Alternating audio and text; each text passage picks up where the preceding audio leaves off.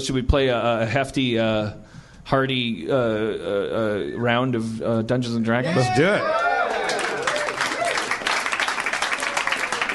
I listened to last week's show. And I was playing it in a room and like picking things up, and I jaw dropped at the show to the extent that I walked over to the mirror to like witness my own expression on my face. It was a great show. Yeah. See how fun it is. Yeah. I'm glad we got it out of I'm glad we got it out of our system. We had our show. I was gushing about it earlier. I loved it. It was really fun to listen to, and I love the skeletons and all of it. It was great. You guys did great. Anatoly sounded very sad to be playing my character. Yeah, Anatoly, what was up last week? Were you were a little out of it?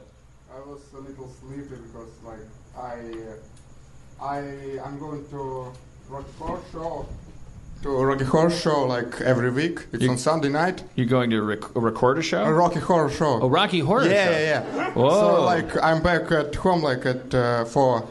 Are you in the Rocky Horror Show? No, I just you just go. Like watching. Yeah. You go to the Rocky Horror Picture Show every week. Yep. It's people in get Santa up Monica. People get up and do all the crazy stuff. Yep. Pretty fun. Did you have that in Russia? Nope. No, just I like this movie. Like I was on in France and in London, at least and stuff like that. So like I really love it. So like I back home like at 4 a.m. So right. And as like last Sunday, like I was up at 8 a.m. and I decided that I want to go to farmers market to Santa Monica again, like 2 hours on bus and 2 hours back. So like I went there and then I come home. So it was around 2 or 3 p.m. So I just fell asleep and come to Harmontown after that. So yeah, that's why I was not. Now I'm really drowsy. All right. Give Erin her mic back, for God's sake. Thank you. Thank you, Anatoly. But thank you for playing Mulrain. You did a bully job. Yes, thank you. I discovered Rocky Horror when I was in high school. That was a big turning point for me. Mm-hmm. Getting out of the little suburban house and going downtown Milwaukee on Saturday night, getting my curfew extended, seeing people like be gay and stuff. What character did you want to play? I was terrified at the prospect. But if you had to, like, was there one that you're like, that guy? Well, I would have been anybody that wasn't like as flamboyant or cross-dressy, because I probably was like suppressing like this. Like my friend in high school, like he ended up joining the show, and I was always like, what, how the fuck? Like that's insane. I mean, I was just like I was 16, 17 years old, and I was like I don't even think I had like smoked pot or anything by that time. It's like maybe drank beers and stuff in basements, but these were grown-ups and like crazy people, and it was downtown, and God knows what they would get up to at their apartments or backstage. Like I just remember looking at them as if they were like these crazy. They might as well have been Prince or Boy George or like just David Copperfield.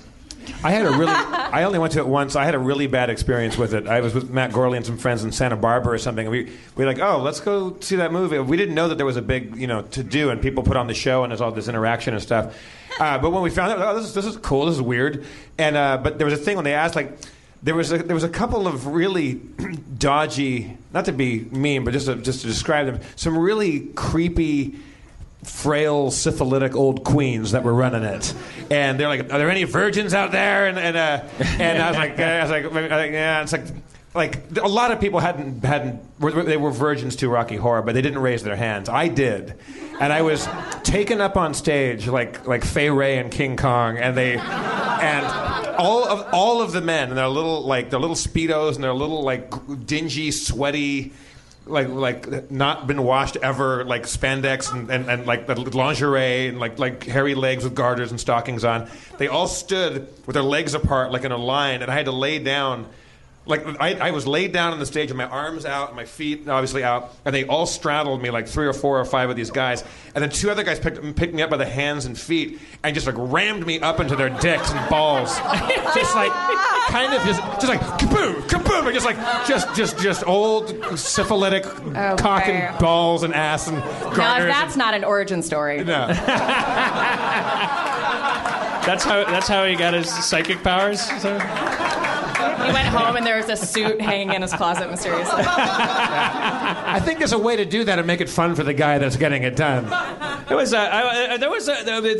really was like it was a big threshold though, because it was there was a lot of that going on. I think every company that does Rocky Horror, that's like part of their function ceremonially. You know, there was the guy that plays Frankenfurter. You know, is going to be this big flamboyant, like covered in makeup, fishnets, like outgoing dude who's like challenging your sexuality while you're in line, and then like dragging people up, and the whole company is like, man, I'm on the fringe. This is like the East Side, fucking art town, and the terror of and then the most important thing, like going through those moments and being afraid of like what might happen, and then realizing like any haunted house or anything, that physical contact with people that don't do the same things you do or dress the same way you do doesn't actually, there's nothing, it doesn't, you wake up the next morning and now you're just cooler.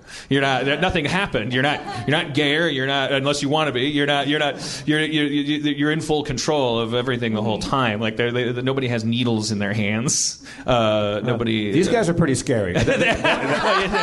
It was touch and go. a lot of touch. Heavy on the touch.